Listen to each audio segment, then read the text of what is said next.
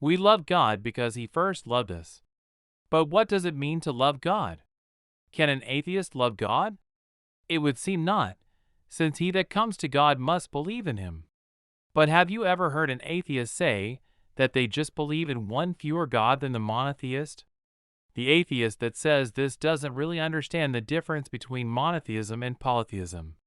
The polytheists of the Roman days felt that monotheists like Jews and Christians were more akin to atheists than themselves. This is because the nature of the polytheistic gods is substantially different from the God of monotheism. Personally, I kinda wish we had different terms for the monotheistic God and polytheistic gods. But why? Why would both polytheists and Christians count the Christian as more similar to atheists than polytheists? If there were a movement to restore both true polytheism and early monotheism to their previous glory, would modern atheists side with monotheists of the first centuries or the polytheists? We do have modern atheists that do try to kind of revive polytheistic practice, or at least in theory. Some of these get tied up in movements like Wicca, others try to be wholly independent. It's kind of strange. When you look at a lot of ancient polytheistic systems, once they start to mix with philosophy, they often start to move towards monotheism. There are various reasons for this. The idea of two equally all-powerful beings who compete for supremacy doesn't really make sense. Even when you look outside the classic Abrahamic faiths, Platonism was tending towards more monadist or monotheistic thought in the first few centuries of the Christian era, even before the rise of Christianity. Maybe I'll start calling the Christian God the Christian monad just to upset everyone. While there are differences between the Platonic monad and the Christian God, they're not overly relevant for the current conversation.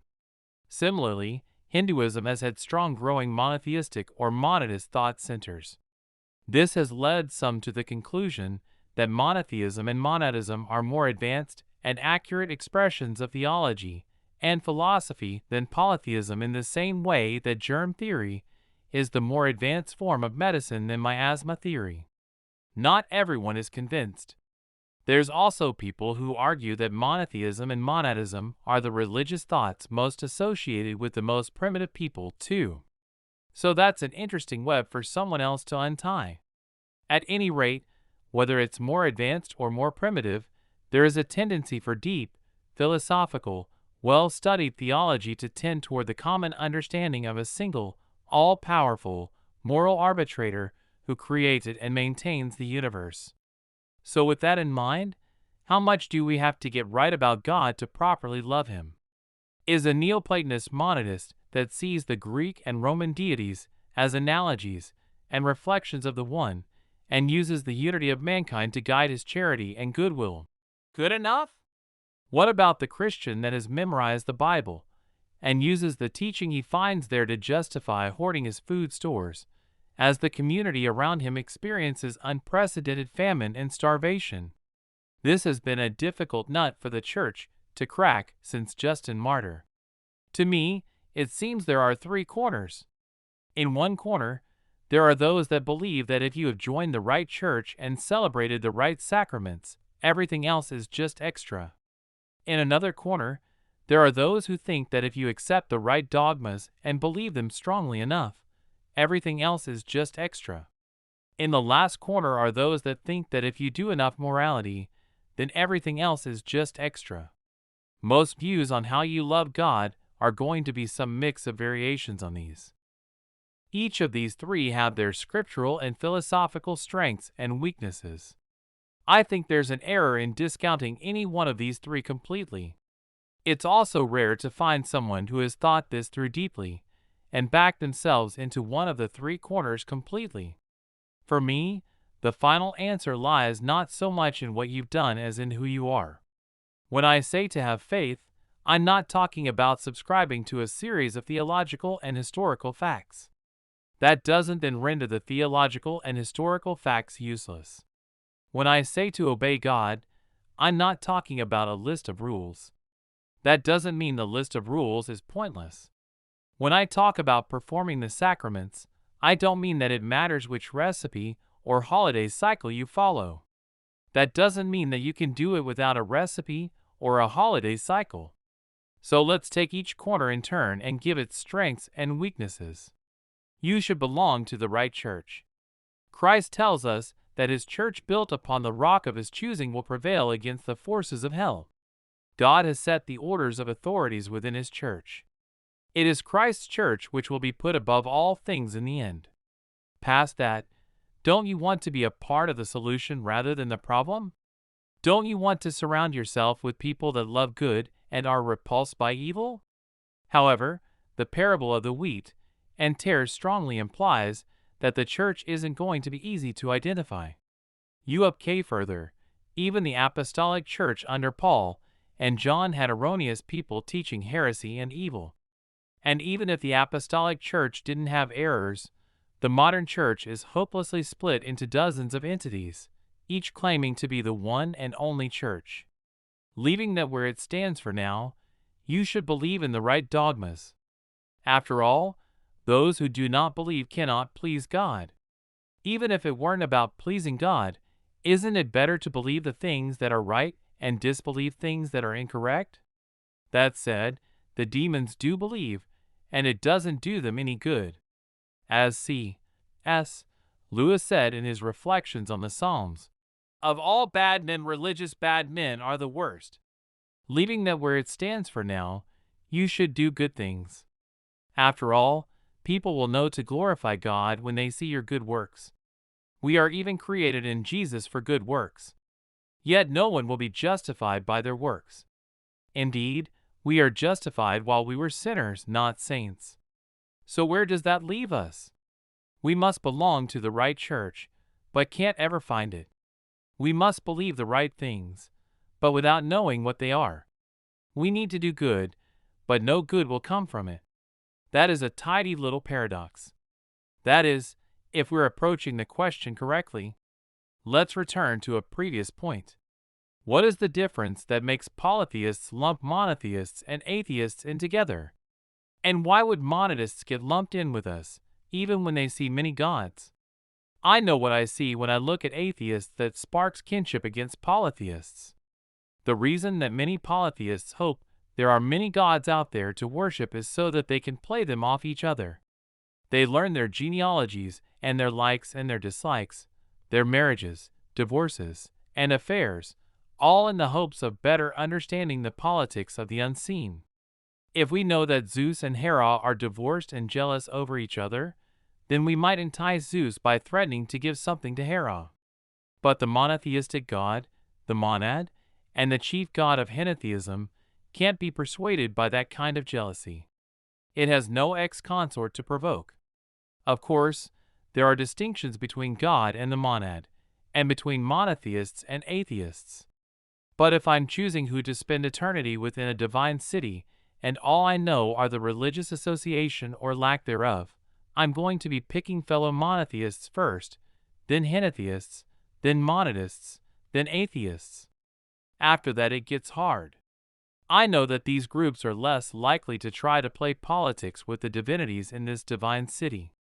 While there are exceptions, those in my list will be the ones most likely to argue over the proper title for our incorporeal, immortal city council is gods or angels, and then we will judge whether they act morally or not.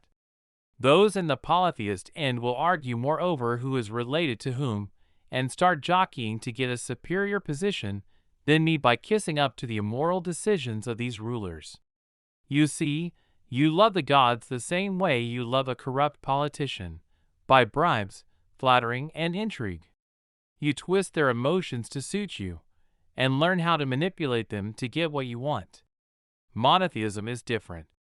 As Abraham Lincoln once famously said, God isn't on our side, so all that remains is to be on his side. He can't be bought, provoked to jealousy, or overpowered into doing anything. He doesn't need us like the polytheistic gods need their worshippers. He was there before us, and will continue after us. He's even sufficient company for himself, so he didn't even create us out of loneliness. Personally, I think this is why religious attitude tends towards the monotheist end.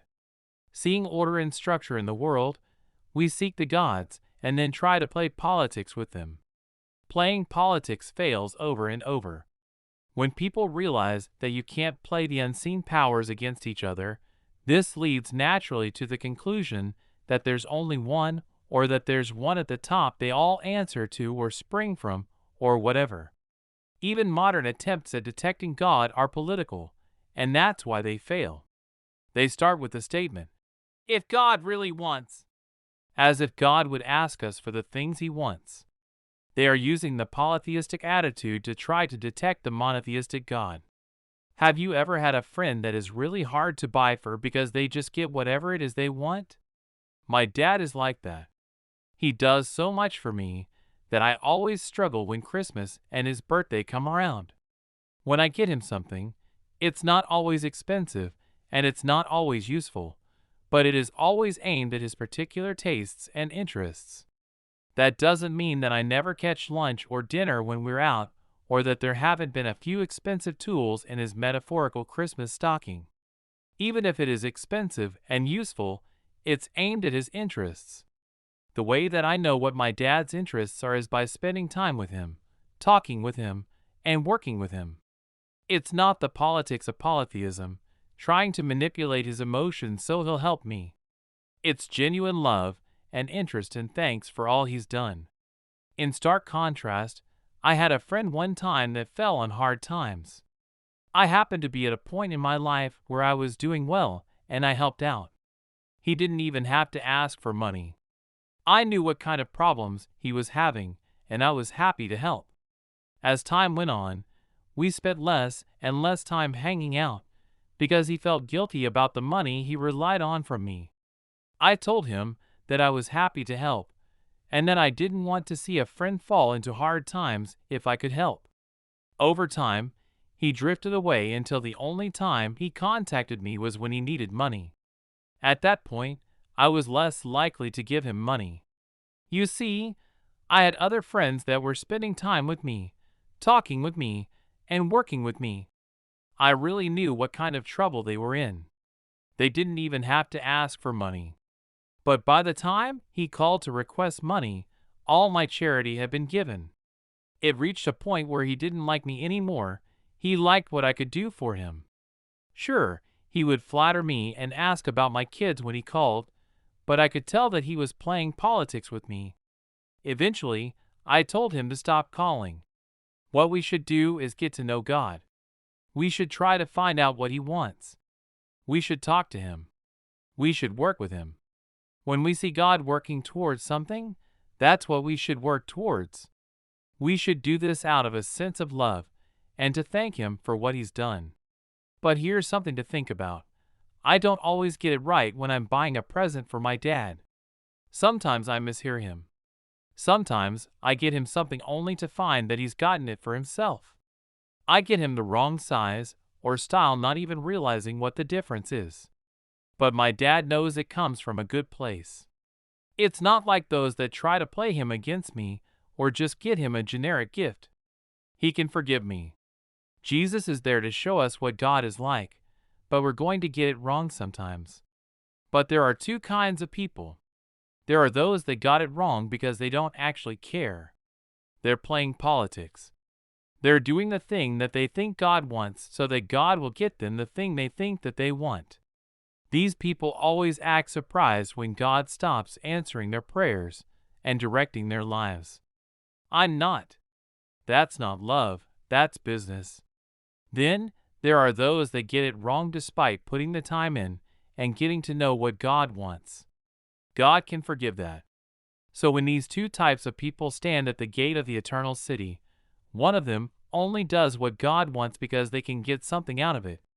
They're going to continue to play politics and try to beat me out of God's good gifts. They'll ruin heaven. Then there are those who do what God says because they want God to be happy. When they get to the eternal city, these people will only have to hear God say, "That disappoints me," to stop. They won't negotiate. They won't beg. They won't try to beat someone else to the punch in getting what God is giving out. This is where I come at things a little differently than others, though. I don't know what the uncau's first cause or unmoved first mover wants. In fact, to me, what this is likely to want seems to be power. If we are made in the image of God simply in terms of his ability to exercise power over the cosmos, then the greedy and the dishonest who use their greed and dishonestly to accumulate power might be his people.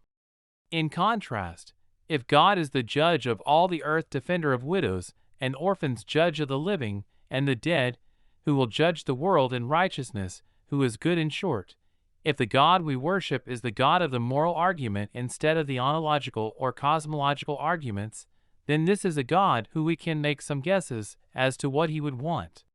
This is the God that is love. And that brings us around.